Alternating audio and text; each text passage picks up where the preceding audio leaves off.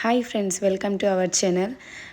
Timeline చూడగానే అర్థమైపోయి ఉండొచ్చు, పాస్తా అండి, మైక్రాన్స్తో పాస్తా. సో ఇలా సన్నగా ఆనియన్స్ అండ్ మిర్చి అలాగే టమాటా సన్నగా కట్ చేసేసుకోవాలి. ఒక కడాయి తీసేసుకొని అందులో 2 to 3 స్పూన్స్ ఆయిల్ వేసేసుకొని మనం సన్నగా కట్ చేసుకున్న ఆనియన్స్ వేసేసుకోవాలండి. దాంతోపాటు పచ్చిమిర్చి కూడా వేసేసుకొని అలాగే సన్నగా కట్ చేసుకున్న ఆలుని కూడా వేసేసుకొని కాసేపు అలా ఉడికించుకోవాలండి.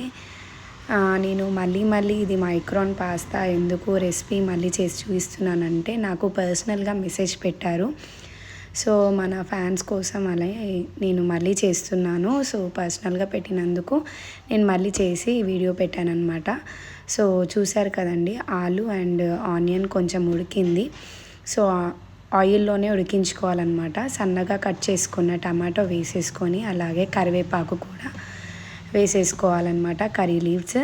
సో వేసుకున్న తర్వాత అలా కొంచెం అలా ఫ్రై చేస్తూ కొంచెం అల్లం పేస్ట్ కూడా వేసేసుకొని తగినంత పసుపు, తగినంత సాల్ట్, అలాగే తగినంత మిర్చి పౌడర్ వేసేసుకోవాలన్నమాట. చూస్తున్నారు కదా, నేను కొంచెం అయితే వేసేసుకున్నాను.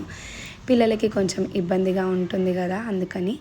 సో అలా కారం, ఉప్పు అలాగే పసుపు వేసేసుకొని అలా కలిపేసుకున్నాక టమాటో అయితే ఉడికిపోయిందండి. సో మనకి ఇది రెడ్ చిల్లీ సాస్ మనకి బయట దొరుకుతుంది మార్కెట్లో. నేనైతే అది యూజ్ చేశాను. సో అందులో ఒక గంట అలా వేసుకున్నానండి నేను, కొలత ప్రకారం అయితే ఒక గంట సాస్ వేసుకున్నాను. సో వేసుకున్న తర్వాత మనం ఉడికించుకున్న మైక్రాన్స్ వేసేసుకోవాలన్నమాట. అది ఎక్కువ ఉడికించుకోవద్దు, మీడియంలో ఉడికించుకోవాలన్నమాట. ఎక్కువ ఉడికించుకుంటే చితికిపోతుంది మనం కలిపేసరికి.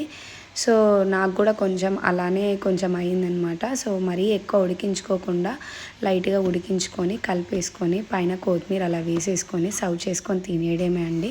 సో ఎంతో స్పైసీ అలాగే ఎంతో రుచిగా ఉండే మనకి మైక్రాన్వి చాలా బాగుంటుందండి టేస్ట్. సో మీరు కూడా ట్రై చేసినట్టయితే మీకు ఎలా వచ్చింది అనేది కామెంట్ చేయండి. అలాగే నచ్చినట్టయితే లైక్ చేయండి, సబ్స్క్రైబ్ చేసుకోవడం అస్సలు మర్చిపోవద్దు. Thanks for watching.